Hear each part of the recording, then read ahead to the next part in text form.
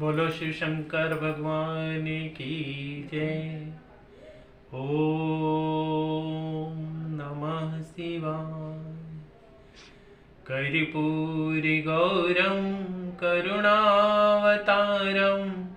संसार सारम भुजगेन्द्रहारम सदा वसन्तं हृदयारविन्दे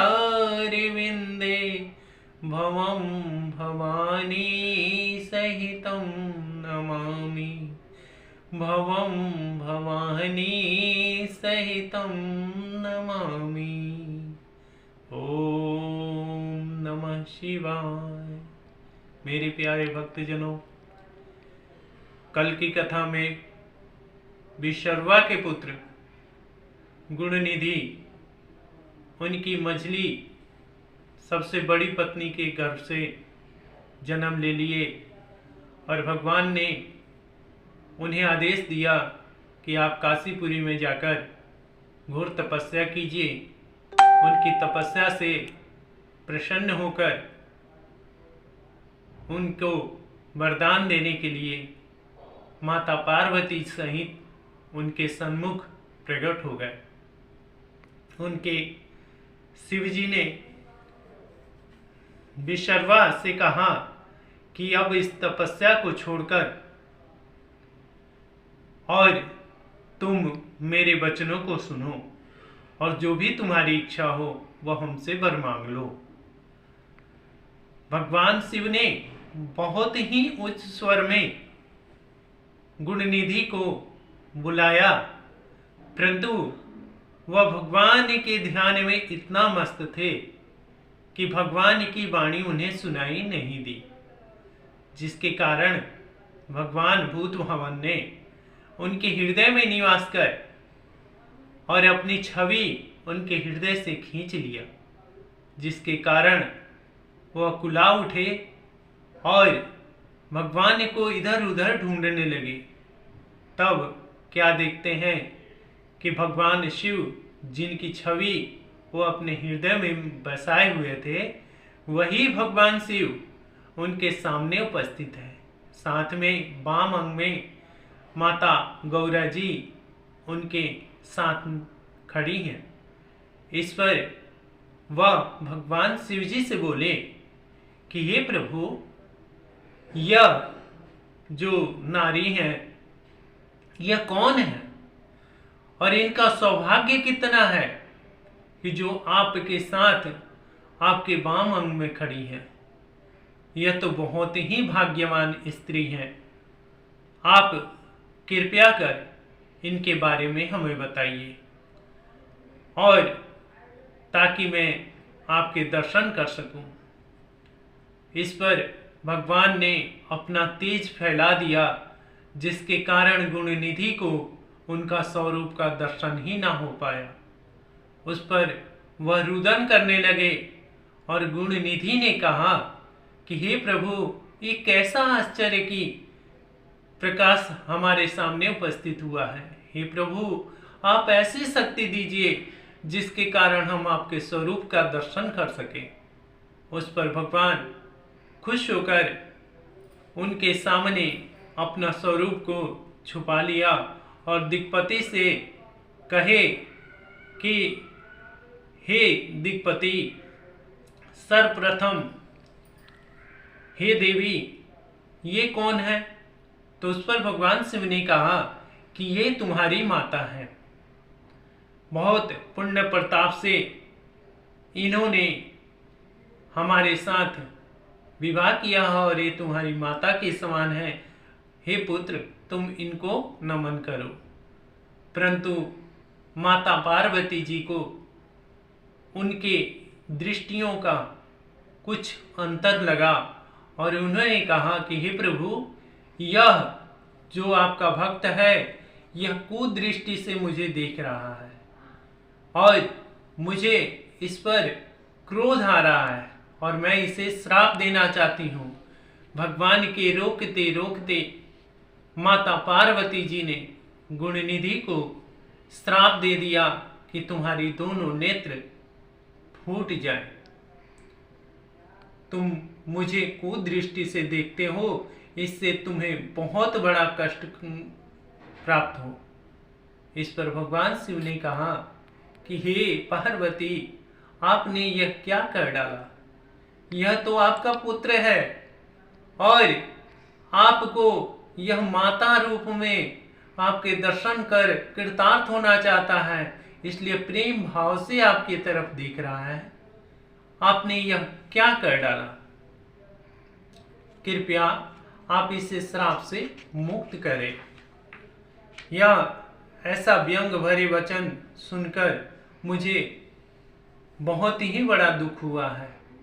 उस पर शिवरानी बोली कि मुझे यह स्त्री के समान देख रहा है और व्यंग भरे वचन भी कह रहा है कि मेरी कैसी भाग्य है जो मैं आपके साथ खड़ी हूं।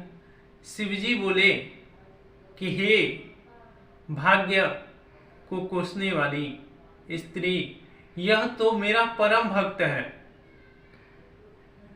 हे देवी, आपका यह वचन मिथ्या है। मेरा भक्त आपको माता के समान मान रहा है, इसलिए आप इसे क्षमा करें और इसका छल का त्याग कर दें। इस पर माता ने उसके पश्चात शिवजी दिक्पति से बोले कि तुम्हारी जो इच्छा हो वह वर मांग लो और हमारे आशीर्वाद से तो समस्त निधियों के संपूर्ण राजाओं के स्वामी होगे। तुम्हारे अधीन विद्याधर, यक्ष, किन्नर सभी रहेंगे। तुम्हारी जो गुप्त इच्छा है वह भी हम तुम्हें देने को तैयार है। वस्तुतः हम मित्र होकर तुम्हारे निकट कैलाश पर निवास करेंगे, तुमसे अत्यंत प्रेम रखेंगे और तुम्हारी हर कठिनाइयों को हम दूर करेंगे। अब तुम यह माता जो है उनके चरणों में गिरकर उनसे क्षमा मांगो पुत्र, क्योंकि ये तुम्हारी माता हैं। इस प्रकार यह प्रसन्न होकर अपना क्रोध शांत कर लेंगी।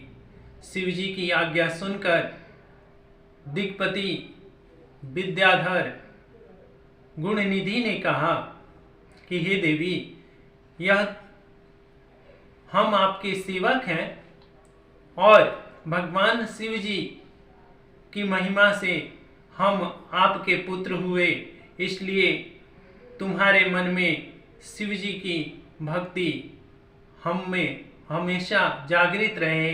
हे माता, आप ऐसा हमें वरदान दीजिए। तुम मेरे स्वरूप की इच्छा कर हे माता, आप मुझे नेत्र तो दीजिए कि मैं अपनी माता को नेत्र भर के देख सकूं। इस पर माता प्रसन्न हो गई और बोली कि हे पुत्र, तुम गुण निधियों के दाता होकर और तुम्हारे मन में शिव जी की सदैव भक्ति बनी रहेगी। तुमको शिव जी वरदान जो दिए हैं वह सब सत्य हो जाए। तुम मेरे स्वरूप की इच्छा करके अपने मन में मेरा भय नहीं लाओगे, इससे तुम्हारा नाम कुबेर होगा। और तुमने जिस शिवलिंग की स्थापना करके भगवान शिव जी की आराधना की है वह आगे वह संपूर्ण निधियों का दाता होगा और कुबेरेश्वर महादेव जी के नाम से जगत में प्रसिद्ध होगा। वह थोड़ी सी भक्ति और तपस्या के फल से ही कुबेरेश्वर महादेव सबके दाहिने होंगे और सबके कल्याण करेंगे। यह कुबेरेश्वर महादेव विश्वेश्वर के दाहिनी ओर निवास करेंगे। अतः शिव जी की पूजा करके लोग अत्यंत आनंद को प्राप्त करेंगे। शिव जी और शिवरानी दिक्पति को यह वर देकर तथा यह कहकर कि हमारे आने की प्रतीक्षा करना और अंतर ध्यान हो गए। दिक्पति भी अपने घर लौट गए और शिवजी की कृपा से उन्हें बहुत सा धन की प्राप्ति हुआ। फिर वह अलकापुरी के राजा होकर तथा शिवमित्र उपनाम से जगत में प्रसिद्ध हो गया। शिव जी का वह कोषाध्यक्ष बन गए। अब तब से वह सदैव शिव जी की भक्ति में संलग्न रहने लगे। अलकापुरी इतनी सुंदर है जिसको देखकर मनुष्य का मन मोहित हो जाता है। हे नारद, मैंने तुम्हें यह गुणनिधि यानी दिक्पति कुबेर की कथा सुनाई कि इसने किस प्रकार शिवजी से वरदान प्राप्त किया और तीनों लोकों में शिव के समान दयालु और कोई नहीं है। इसलिए हे मेरे प्यारे भक्तों, भगवान शिव जी की कृपा आप पर सदैव बनी रहे और भगवान शिव जी सब पर दया करते हैं। इसलिए मेरे प्यारे शिव भक्तों, आप सब भी भगवान की आराधना कीजिए ताकि भगवान शिव सदैव आप पर कृपा दृष्टि बनाए रखें और जो भी आपकी मनोकामना हो वह पूर्ण हो जाए। बोलो शिव शंकर भगवान की जय।